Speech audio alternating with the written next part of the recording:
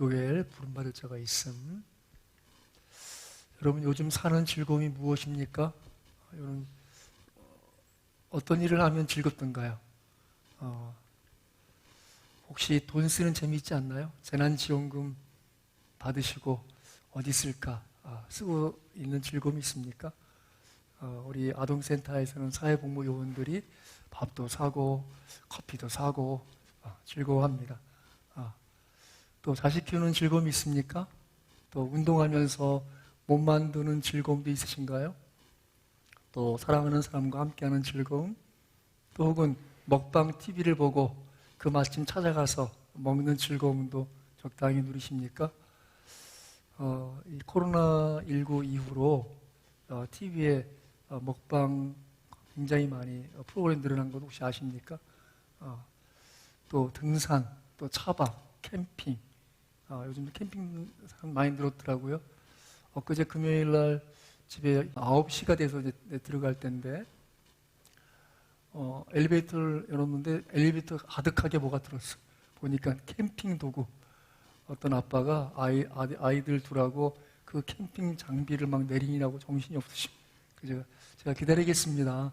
천천히 하세요. 그랬더니 오늘 갔다가 내일 올 겁니다. 그 밤 9시가 넘었는데 그날 밤에 가서 또 텐트를 치고 하룻밤 자고 내일 오기 위해서 그 수고를 하더라고요. 그런데 그날 밤에 폭우가 왔는데 어떻게 됐나 모르겠어요. 또 유튜브에서 재미있는 영상을 보는 즐거움도 있겠죠. 여러분 유튜브 많이 보십니까? 여러분 듣는 것에 좀 조심하시기 바랍니다. 특별히 여러분 우리 지금 통계를 보니까 우리 본교회 설교만 듣는다가 한 50 몇 프로예요. 그래서 성도들의 설문조사를 했는데 타교회 설교에 듣는다가 80 몇 프로예요.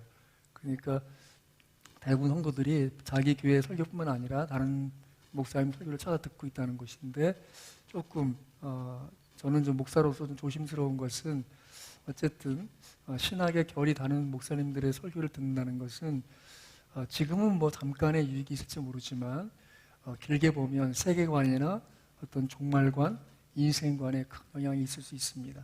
그런 면에 조금 좀 조심해 들으면 좋겠고 좀 필요하다면 저한테 물어보시면 제가 듣지 말라고는 안 할 테니까 저한테 상의를 해주시면 고맙겠다 싶습니다.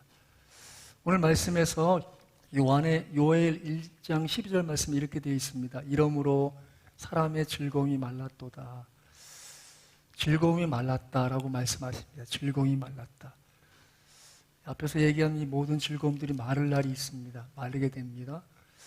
그것에 대해서 요엘서 1장 11절 말씀은 다 없어졌음이로다.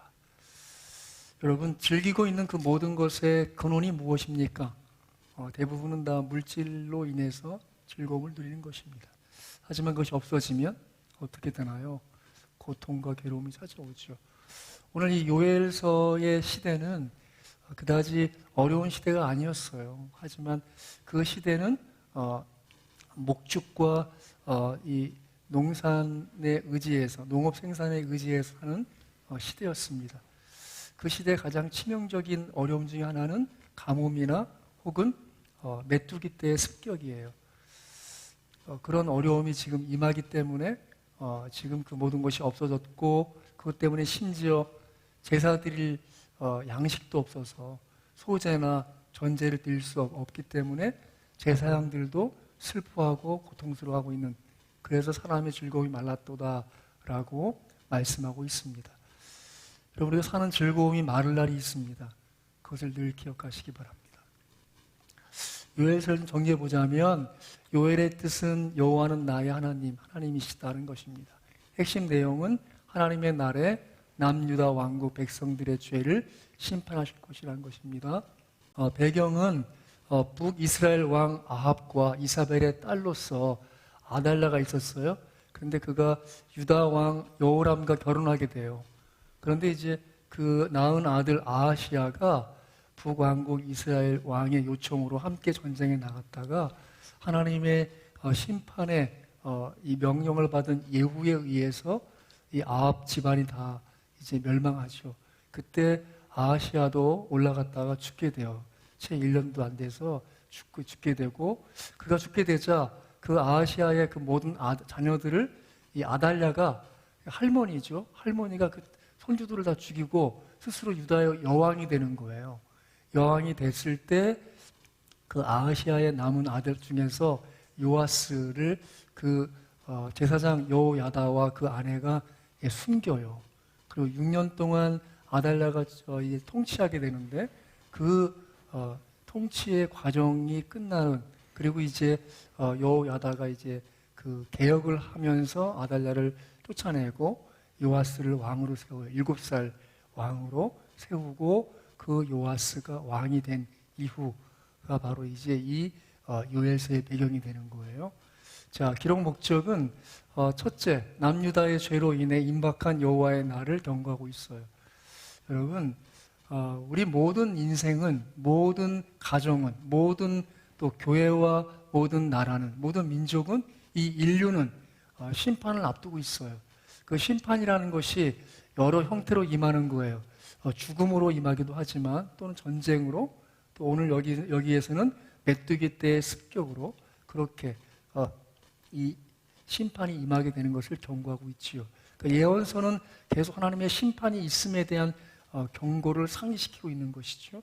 여전히 우리가 예언서를 바라볼 때마다 우리를 향한 하나님의 심판이 어떤 모양으로 다가올 수 있을까에 대해서 한 번 더 마음에 되새길 수 있어야겠지요. 자, 둘째, 심판의 날을 준비하여 겸손히 회개하고 하나님께 돌아오도록 권면한다. 하나님의 심판의 경고는 회개의 기회입니다.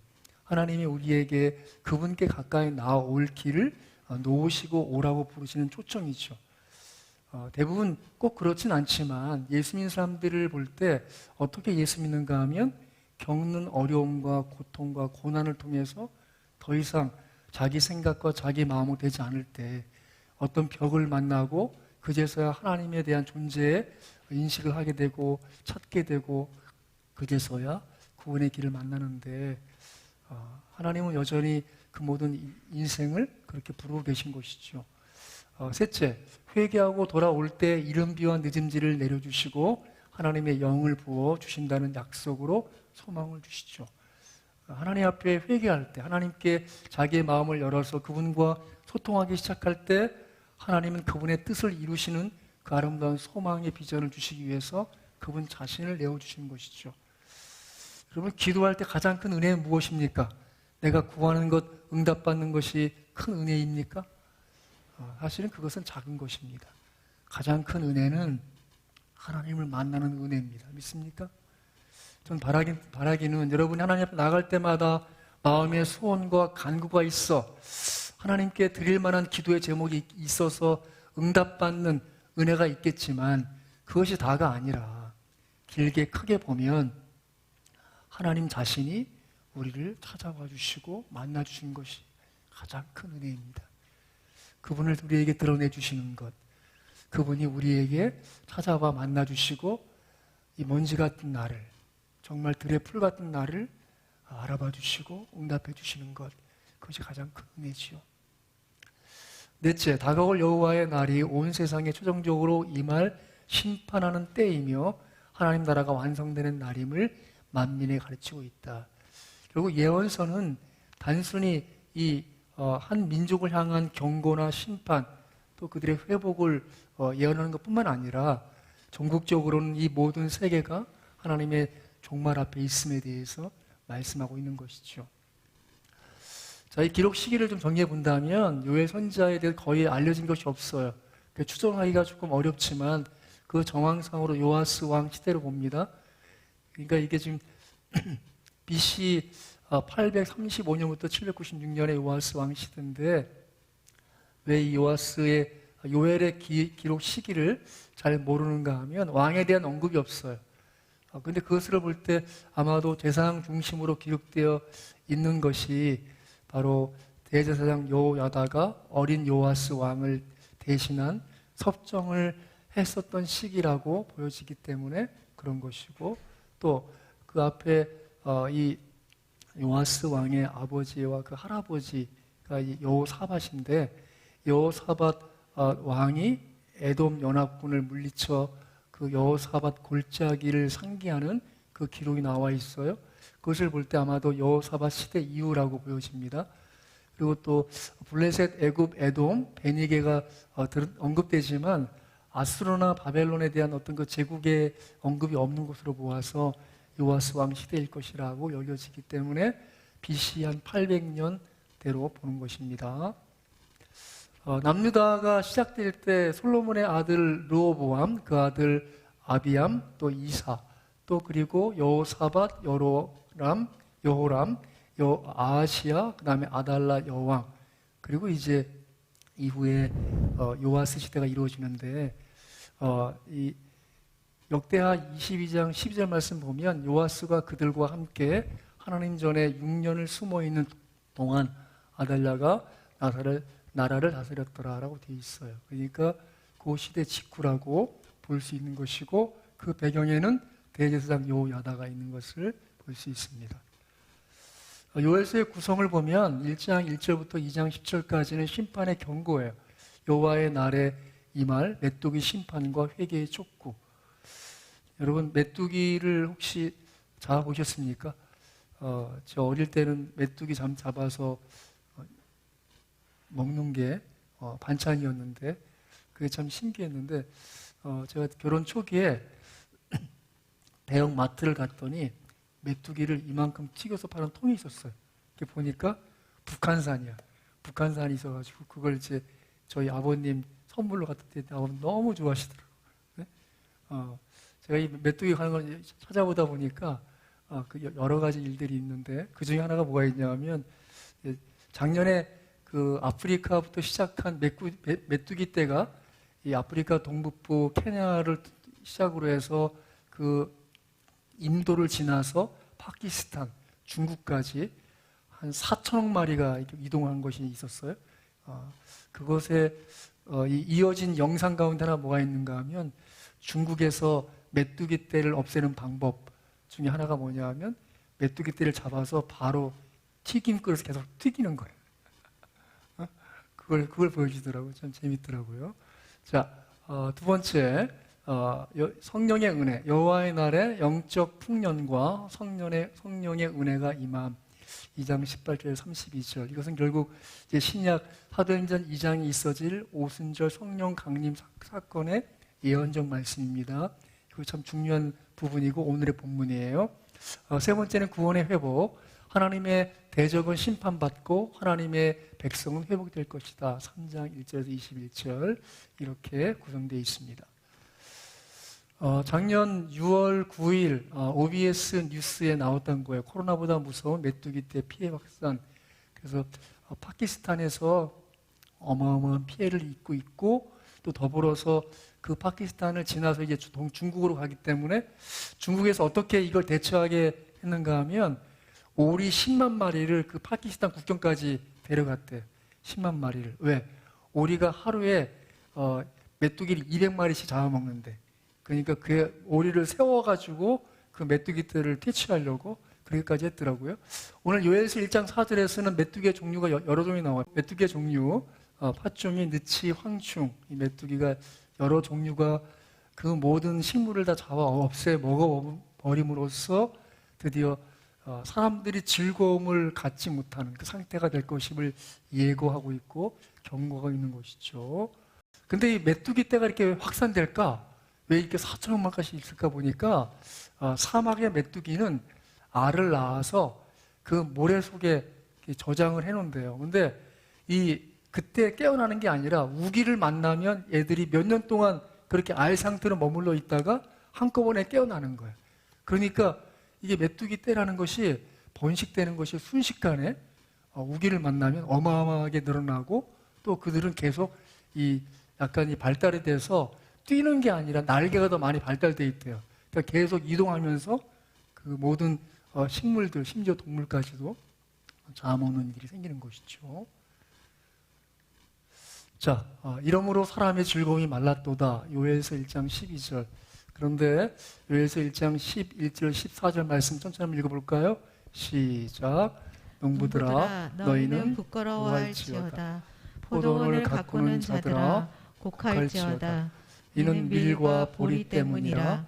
밭의 수산이 다 없어졌음이로다. 포도나무가 시들었고 무화과 나무가 말랐으며 석류나무와 대추나무와 사과나무와 밭의 모든 나무가 다 시들었으니 이러므로 사람의 즐거움이 말랐도다. 제사장들아 너희는 굵은 배로 동이고 슬피 울지어다.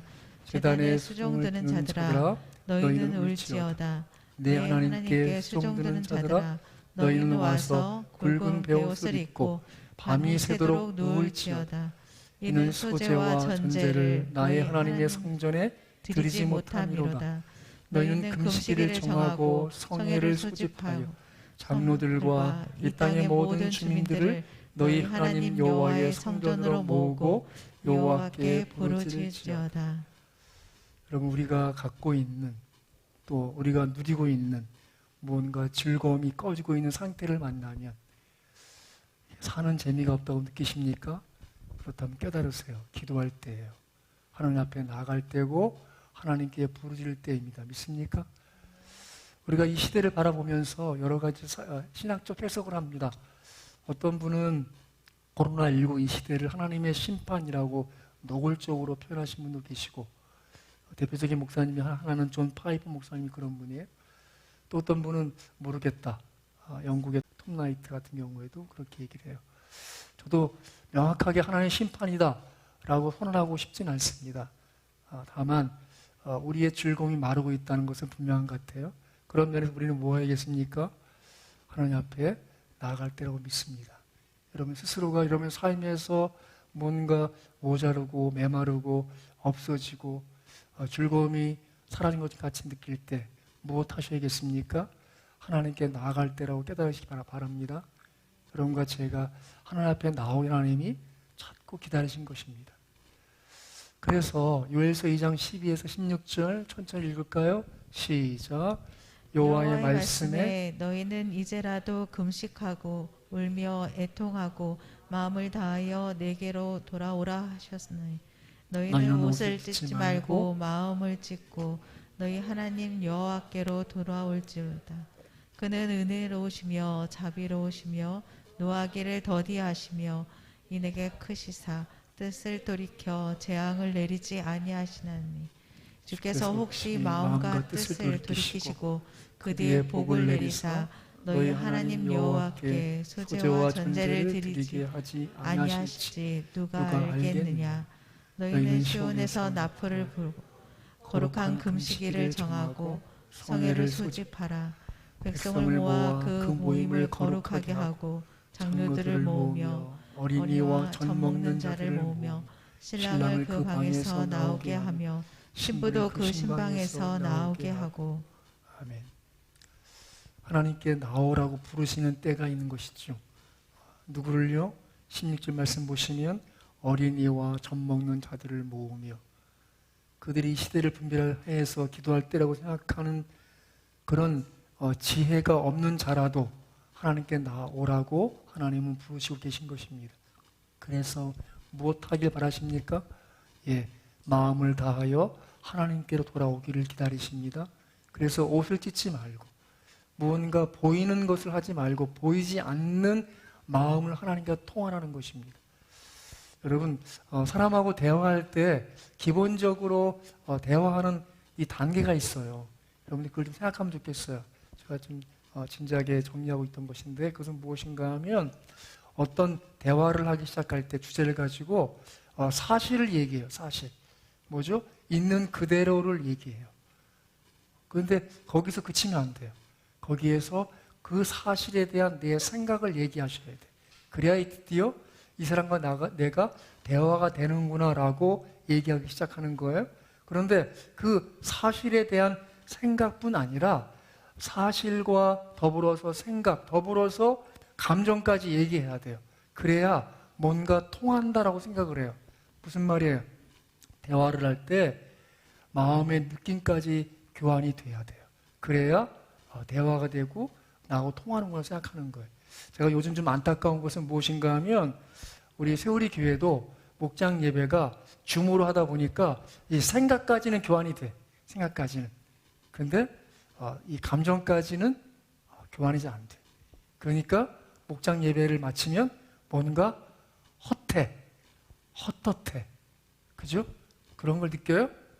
근데 사실 여러분의 집에서도 그런 것이 필요하고 친구 관계도 필요하지만 교우 관계에서 더 중요한 것은 내가 느끼고 있는 것뿐만 아니라 더불어서 내 안에서 역사하시는 내 영적인 고통과 괴로움을 서로 나눌 수 있으셔야 돼. 그래야 진정한 공동체가 되어가는 거예요. 제가 좀 안타까운 것은 한국교회 전체를 잘 다 파악은 못하지만 코로나19 시대를 맞아서 우리가 서로 소통하는 면에 있어서 지금 사실에 대한 교환도 잘 되지도 않고 있고 사실에 대한 생각도 잘 교환이 안 되고 있고 겨우 줌으로 거기까지 가고 있는데 그 느낌까지 교환하는데 어려움을 겪어서 좀 더 고립감이 있지 않을까, 어렵지 않겠나라는 면이 있어요. 전 열려 있으니까 저한테는 항상 좀 찾아와였으면 좋겠어요. 그래서 여러분의 개인적 고민이나 기도 제목들을 같이 나눴으면 고맙겠습니다. 하나님은 우리와 우리의 마음을 통하게 원하세요. 믿으십니까? 따라하십시다. 하나님은 내 마음과 통하기를 원하십니다. 믿습니까? 아멘. 여러분 기도할 때 여러분의 기도 제목, 생각을 하나님께 아뢰 드는 것을 끝이지 말고 여러분의 느낌까지 하나님께 토로하셔야 돼요. 그래야 하나님 여러분 가운데 하시는 역사하심이 있어요. 여러분 그거 아세요? 여러분 기도하실 때 우리는 무엇을 봅니까? 무엇을 느낍니까? 누군가가 대표 기도할 때 우리는 그 사람의 생각을 따라가요. 그런데 그 대표 기도하거나 예배 인도하시는 분들이 하나님 존전 앞에 있다고 하는 그 마음으로 기도할 때 갑자기 우리도 그 같은 마음으로 기도하기 시작하는 거예요. 그러니까 여러분들 기도하실 때마다 여러분의 감정적으로 하나님과 소통할 수 있게 되길 간절히 바랍니다. 자, 그래서 요엘서 1장 14절 같이 한번 읽습니다. 시작. 너희는 금식을 정하고 성회를 소집하여 장로들과 이 땅의 모든 주민들을 너희 하나님 여호와의 성전으로 모으고 여호와께 부르짖을지어다. 여러분 부르짖음이라는 것이 생각으로 되는 게 아니에요. 마음을 담으셔야 돼요. 하나님은 사실은 우리의 기도에 우리의 마음이 담기고 하나님이 그것을 듣기를 원하심을 믿으시기 바랍니다. 그럴 때 어떤 일이 이루어집니까? 자, 2장 17절 18절 같이 천천히 읽습니다. 시작. 여호와를 섬기는 제사장들은 낭실과 제단 사이에서 울며 이르기를 여호와여 주의 백성을 불쌍히 여기소서. 주의 기업을 욕되게 하여 나라들로 그들을 관할하지 못하게 하옵소서. 어찌하여 이방인으로 그들의 하나님이 어디 있느냐 말하게 하겠나이까 할지어다. 그때 여호와께서 자기의 땅을 극진히 사랑하시어 그의 백성을 불쌍히 여기실 것이라. 아멘.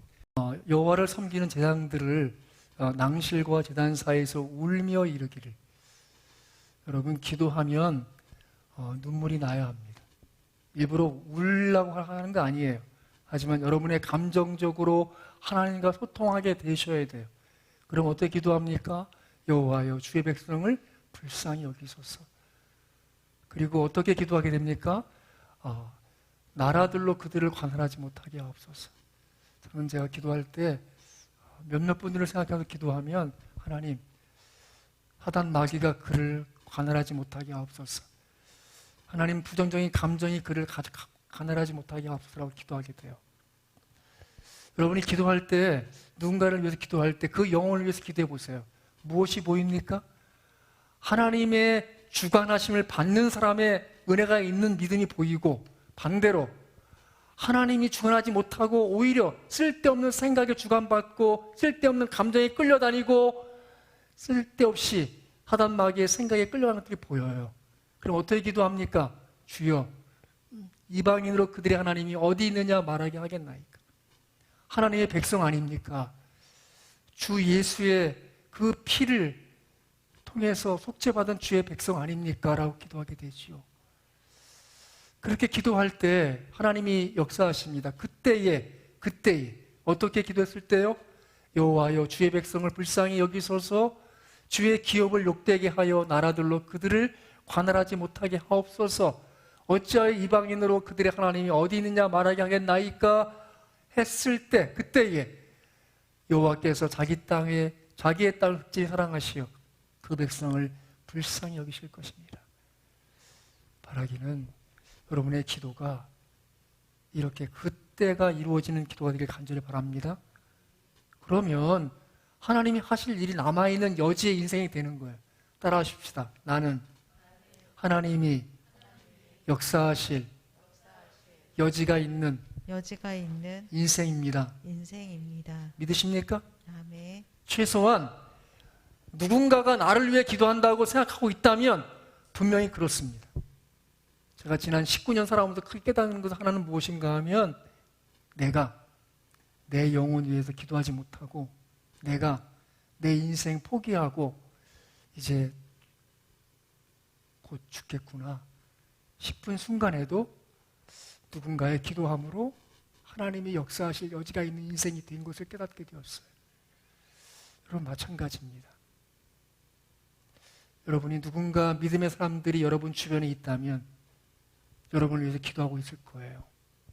여러분 스스로가 여러분 자신을 위해서 기도하지 못할지라도 하나님은 그 땅을 극진히 사랑하시어 그 백성들을 불쌍히 여기실 것을 말씀하고 계십니다. 요엘서 2장 23절 같이 읽을까요? 시작. 시온의 자녀들아 너희는 너희 하나님 여호와로 말미암아 기뻐하며 즐거워할지어다. 그가 너희를 위하여 비를 내리시되 이른 비를 너희에게 적당하게 주시리니 이른 비와 늦은 비가 예전과 같을 것이라. 아멘. 여기서 이른 비는 10월과 11월에 내리는 가을비예요. 땅을 부드럽게 해서 경작하기 좋게 경작하기 시작할 때 내리는 비가 이른 비예요. 늦은 비는 3월과 4월에 내리는 봄비예요. 그러니까 추수를 앞두고 내리는 비로서 곡식을 잘 여물게 하는 것이죠. 여러분 농사를 짓지 않아도 무엇을 봅니까? 비가 많이 온 다음에 포도를 한번 사서 먹어봤어요? 그 포도 맛이 어떤가요? 좀 싱거워요. 그런데 햇빛이 쨍쨍한 가을 햇볕 잘 받고 난 그 다음 포도를 사 먹어봤어요? 포도 맛이요 정말 맛있어요.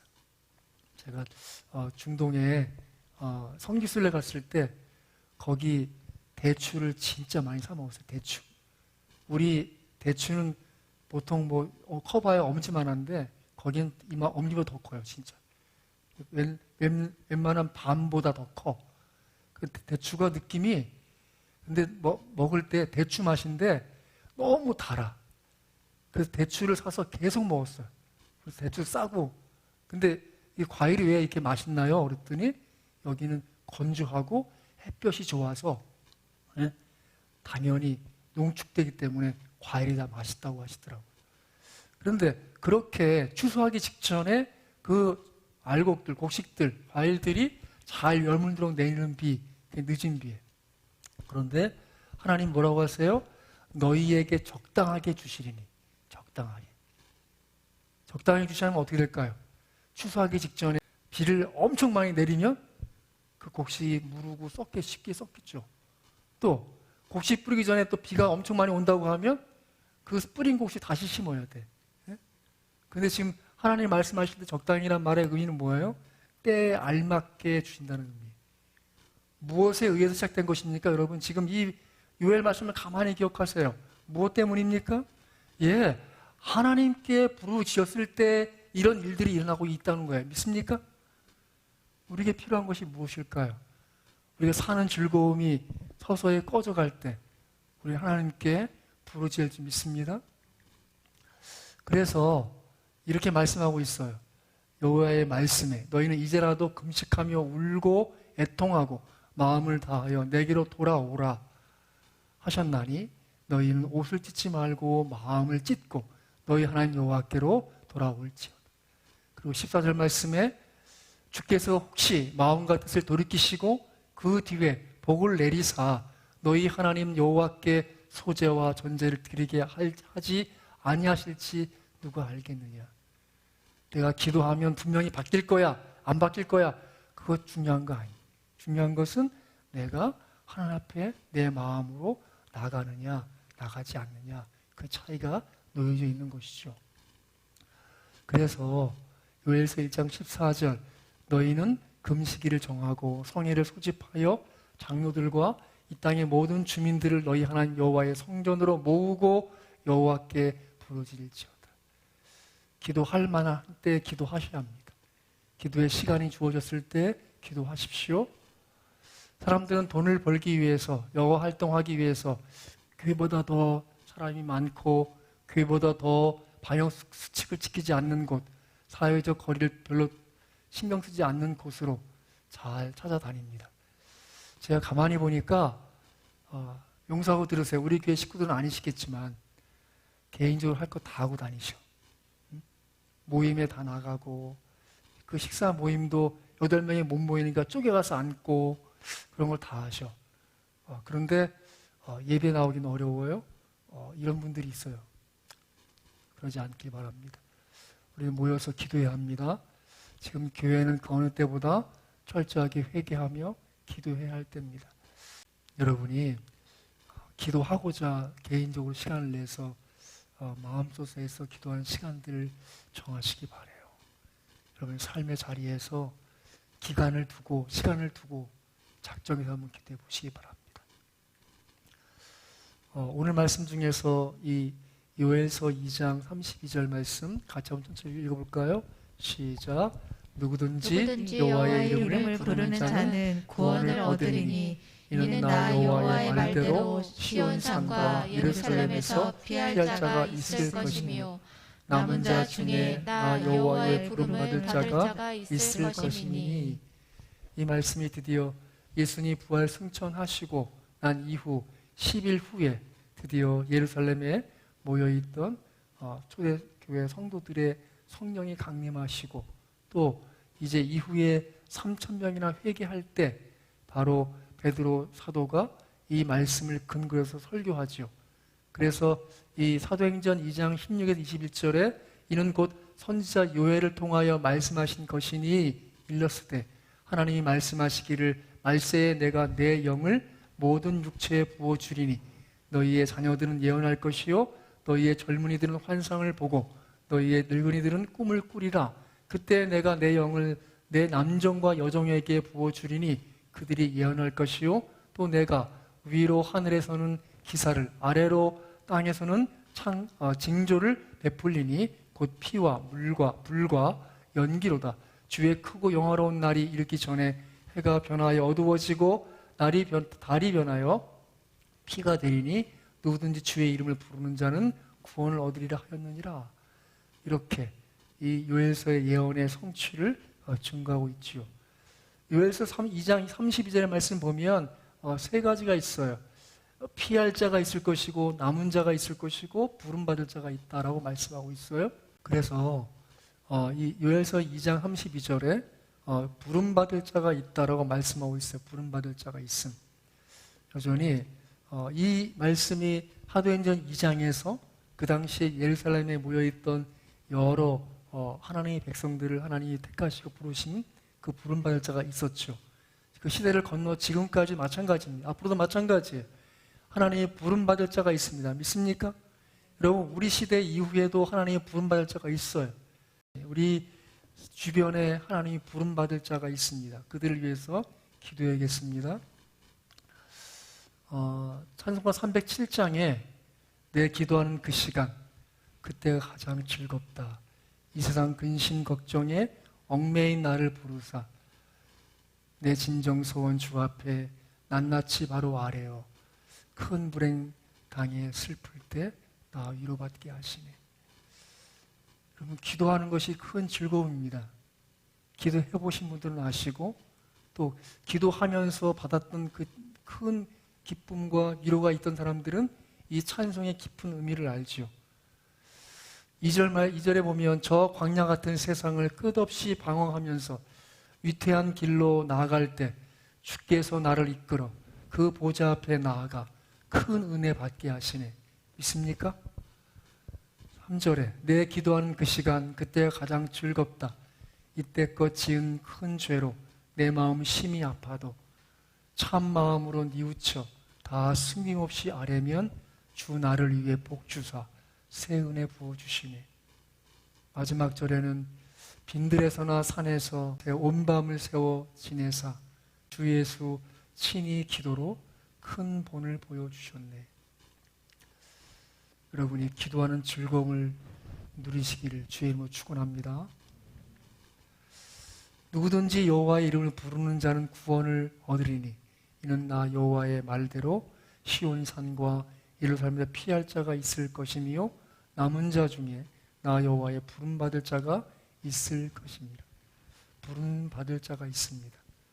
그들은 회개의 자리로 부름받은 것이고 기도의 자리로 부름받은 것이고 구원의 자리로 부름받은 것입니다.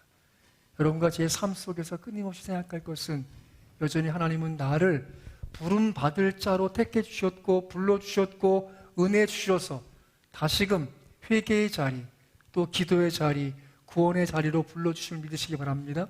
뿐만 아니라 그렇게 우리가 구원의 그 반열에 서서 기도할 수 있는 자가 되어서 기도할 때 우리 기도를 통해서 누군가는 그렇게 하나님 앞에 회개의 자리로 부름받을 것이고 기도의 자리로 부름받을 것이고 구원의 자리로 부름받게 될 것입니다. 바라기는 저희 여러분이 기도의 즐거움을 누리는 누군가에게 요즘 무슨 즐거움으로 살아?